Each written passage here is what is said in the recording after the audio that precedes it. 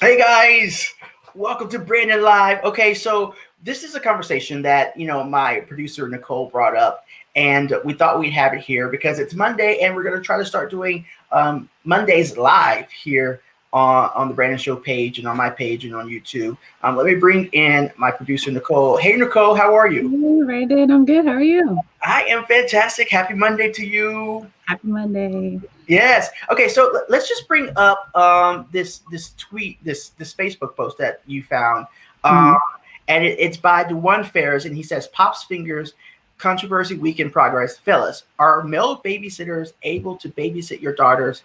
Ladies, are your male friends able to babysit your daughters? Please be real and not those cop out answers. Your immediate feelings when reading this question was." I can't even see. So that's the answer you wanted. It's so small on my screen. So yes, basically, should male babysitters be allowed for your daughters? So when you saw this, what was the response when you saw this?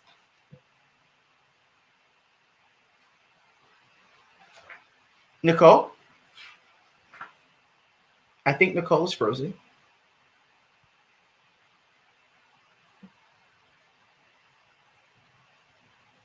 Let's bring in Dr. Ebanks. Okay, Dr. Ebanks, did you hear everything I said? Yes, I did. I heard all of it. I was like, am I frozen? Hello?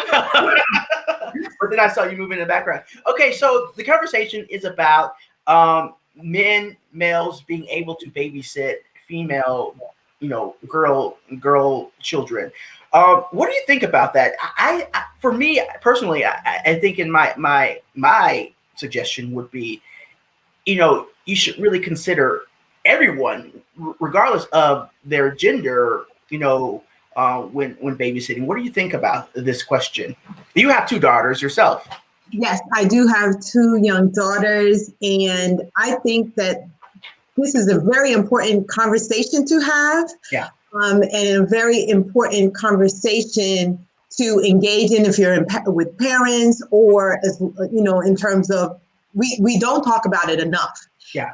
Unfortunately. And I think that it really is about, like you said, not looking at sexual orientation, not looking at gender, really looking at the person who is you're entrusting your children to be with. Right. That's who you have to look at. And the vetting process should be the same, whether they are a male or a female.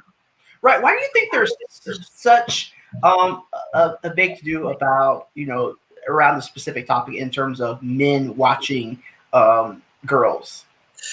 I think it's two things. I think part of it, and we can certainly dive into both. Yeah. Because I think it's what society has put out there in terms of the image of a man.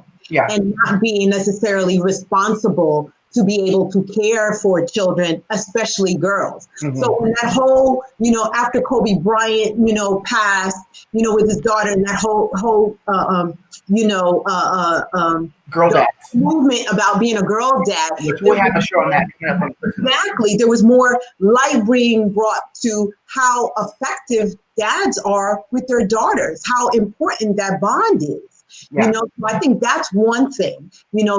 The negative image that men typically have about not being able to be a caretaker, but just be fun at all, and not be responsible. Yeah. The other thing is the question about concerns regarding abuse, and especially whether it's sexual or physical abuse, and the likelihood that it would happen to a female, a child when it's a male caretaker. And that is where, again, the conversation needs to be had, because it should not solely be based off of the gender of the person, but more of the character and their ability to take care of your child. So the vetting process should be the same. And Dr. Ebanks, we know, like in the last two centuries, the idea of babysitting is relatively new. People weren't using babysitters, so there's not, a lot of research into, babysitters, period. But we do know about who's more likely to commit crimes and abuse against children. And I know you sent me some data earlier, but could you explain or talk about that data in terms of who's more likely? Yeah, so I'm going to pull it up because it was by the published in the Juvenile Justice Bulletin, and it was published in 2001, and I was trying to find a more recent publication, which I'm sure there is, but a lot of times data doesn't change that much. Right. Although it's been nearly 20 years, data numbers don't shift that much. And unfortunately, the number of cases reported, and I think that's what's very important to notate. Right. This is based on reported cases. Right. Reported cases tend to be on regarding men being the perpetrator and the victim being the female. And that again is sometimes based on societal, norms that male victims do not report at the same rates as females. Right. Then you're talking about children. You're talking about some children who can't, verbalize, right. Who are frightened, who don't have the language to communicate in terms of who the perpetrator are. And then again, they're trusting in women versus their trust in males. Right. So those are some of the things that need to be taken into consideration. And so you're looking at also the age of the children, those that are victims under the age of 6 versus those that are victims over the age of 7 through 12, I believe this report had stated. But what was interesting was the data points in terms of when female sitters are the perpetrator, the victim gender almost was equal. Yeah. 50% females and 50% males. Versus when there's a male perpetrator, a male sitter, that the victims tend to be 70% female and 30% a male. And many males have reported, and there is research in this area, that their first sexual encounter occurred with a female babysitter. Right. Wow. Wow. So, I mean, when I was looking over research too, and I found that very interesting because that's not what we hear. That's not what we think of when we think about, abuse with children in the care of, women. We really assume, and mostly, that it's going to be a male perpetrator, but it's pretty equal in the hands of those who were abused by women in terms of male and female victims. So I thought that was very interesting to see. And it also talked about women are more likely to commit assault. So it's not so much sexual abuse. It's more about physical abuse. And the victims are usually below the ages of 6, most likely 1 to 3. And so the abuse is happening to nonverbal, like you said earlier, nonverbal kids, and you really don't know what's happening when you leave your kid with these people.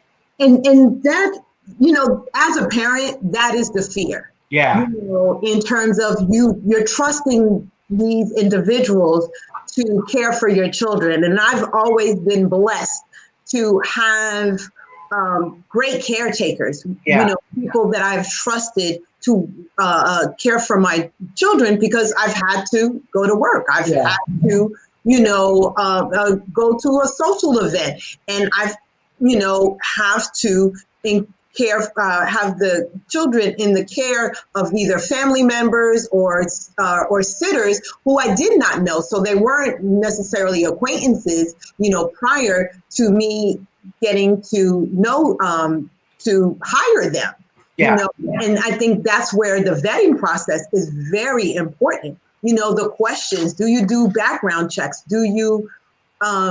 There's a lot of companies that will do the vetting process for you, but you still have to do your own. Right. There's parents can, put nanny cams and, put a whole surveillance system in your home. Right. But you have to also communicate with your children. You have to check your children. Right. You have to, not make it, because you don't want to put fear in the children's, eyes too, in terms of who's caring for them. But certainly, if they are of speaking, age, there's certain things you can ask them. Oh, did you go to the bathroom by yourself? Did you clean your, self?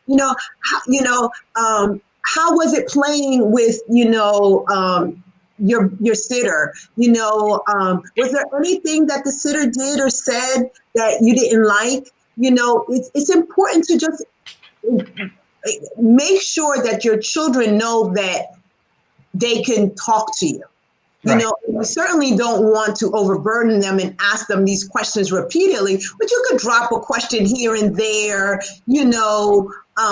over dinner, during bath time, while they're getting dressed. If you see a mark on them, how did you get that? And then if you see another mark, what happened? You certainly want to inquire, because you don't want to put words in your children's mouth, of course, but you want to make sure that they are communicating with you and that you feel that it's safe. And, I tell my children, nothing you would do would ever make me be mad at you or that mad at you. Nothing you would do would ever have me turn, away from you.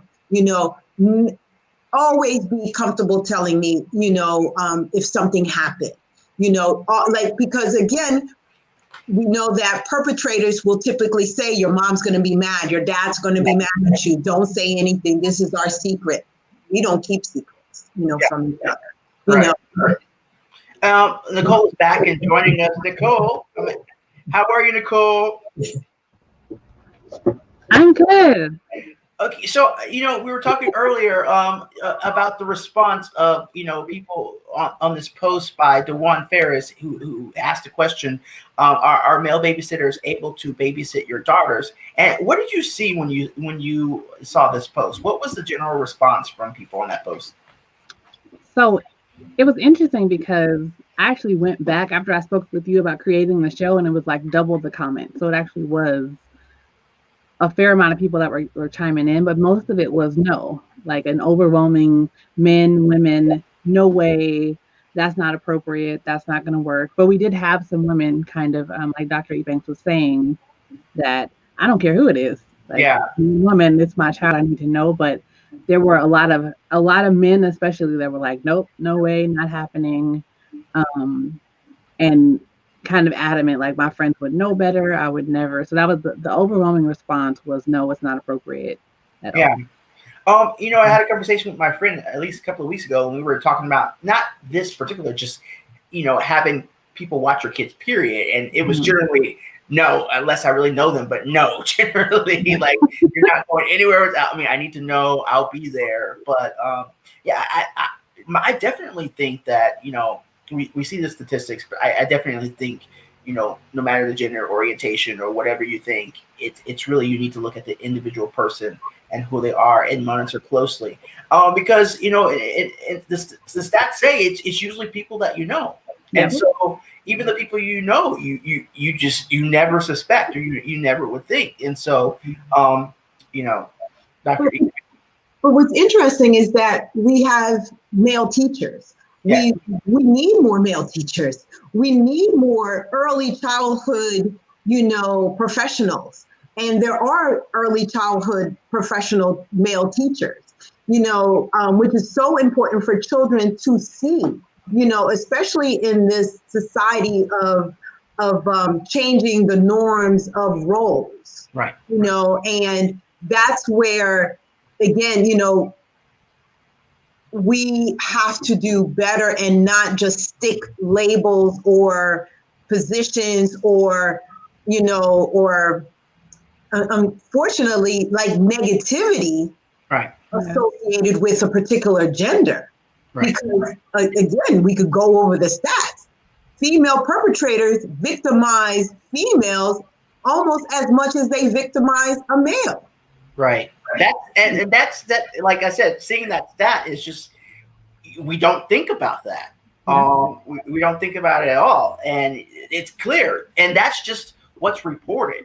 And so we don't know what's happening, you know, when it's not reported. And also, well, behind, I think we talked about the types of crime behind forcible funneling was simple assault.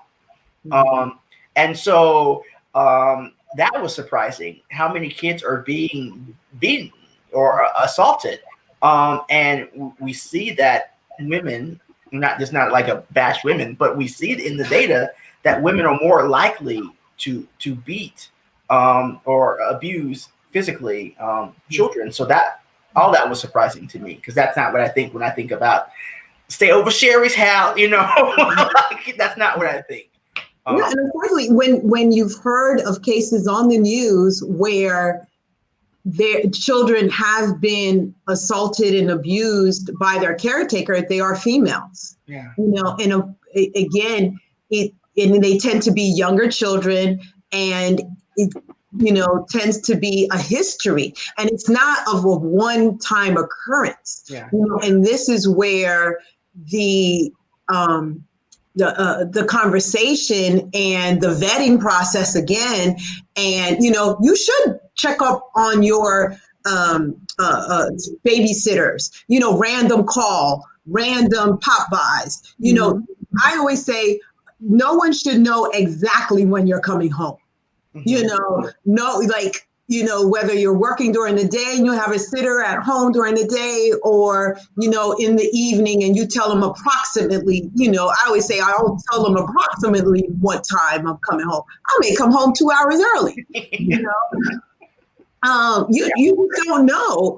And again, and it's hard to say because we trust our family members, and unfortunately, most of the perpetrators end up being someone of acquaintance, typically, you know, and most often a family member. Right. You know, so whether it's a family member or a, you know, a stranger that you're hiring, questions need to be had, and you have to check on your children. You have to make sure that you're developing that relationship with your children from early ages. As, you know, as long as they are able to recognize their body parts, you teach them that their body parts are for them. Yeah. And in how important it is for them to be aware of what feels comfortable and what doesn't. And if something feels uncomfortable, it's important to say that.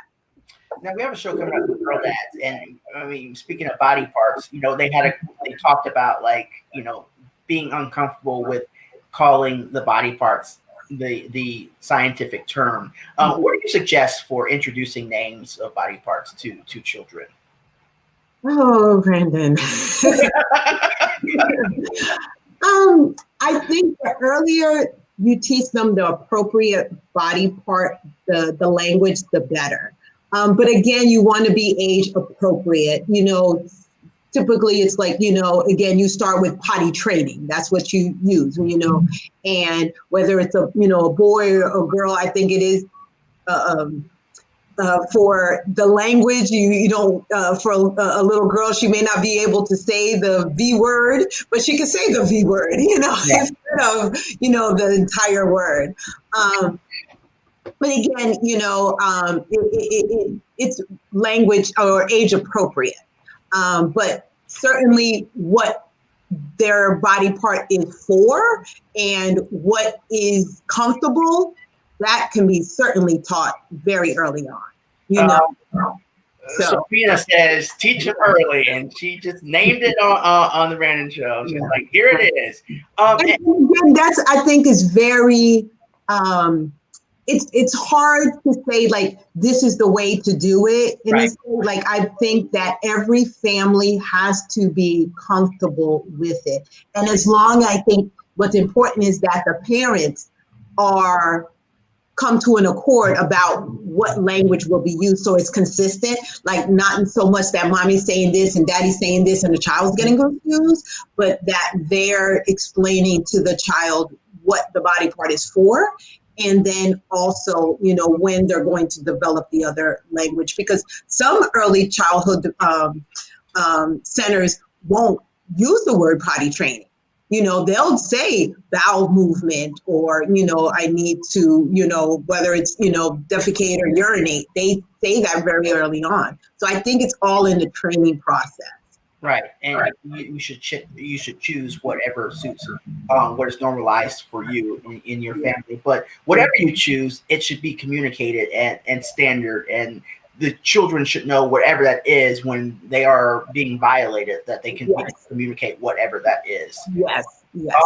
There was a question on Facebook or a post or comment a couple of days ago or yesterday about women, single mothers, and leaving their children, well, particularly their daughters with new boyfriends. And I guess it goes on, you know, along the lines of this, but I think the general recommendation is whoever you leave your child with, you should know who they are and properly vet, even if you are in a romantic relationship, don't you think? Yeah, certainly. I mean, no one should just have the right to be around your children. Mm-hmm. If a, you know, a mother or a father is dating, they have to know that they could, first of all, trust that person. And if you have trust issues in the relationship, should you so much trust that person with your child? You know, because this is your prized possession. You know, so I think that, again, it goes back to the word vetting. Like, you know, why are you entrusting your child with that person? How long are you entrusting? You know, and again, the age of the child. You know, how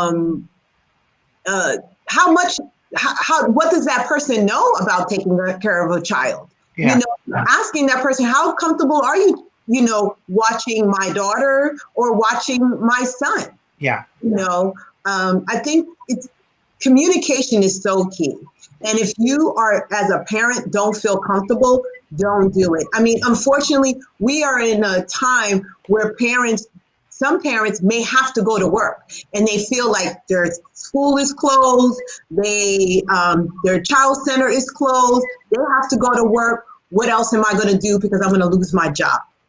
You know, partner with some parents, you might be able to find a common babysitter, because when there is one caretaker working with a number of families, it is less likely that abuse is going to happen to just one child. You know, and not to say, well, we're going to put all the children at risk, but again, if all the parents are communicating and talking and they know that there's more than one eye, you know, set of eyes on this sitter, they're less likely to do something. So again, work with other families and see whether or not, I used to do a nanny share. It was the best thing ever. You know, we're two families. We were both in need of childcare. We found one caretaker and they watched both of our children and we rotated homes. Nice. So that parent could pop in at any time. I could pop in at any time. Right. I knew. You know, if I want to come pick up our child early, I'm not necessarily going to call. It's my child. I'm going to go pick him up. Yeah. You know, I'll wake him up from a nap. I'll deal with that. Yeah. So generally, you know, I think we've kind of answered the question. Generally, you know, there's no right answer, but the right answer is vet everyone properly and be present and watch who's taking care, and don't make assumptions about, you know, the character of the person, even though we can make, you know, we can get close, but you never know. And so just being present, teaching your kids how to communicate when there is trouble. Or to get your personal, did you say if you would choose a Manny over a nanny, Dr. Eubanks? So I have not interviewed a Manny. Mm-hmm. I have had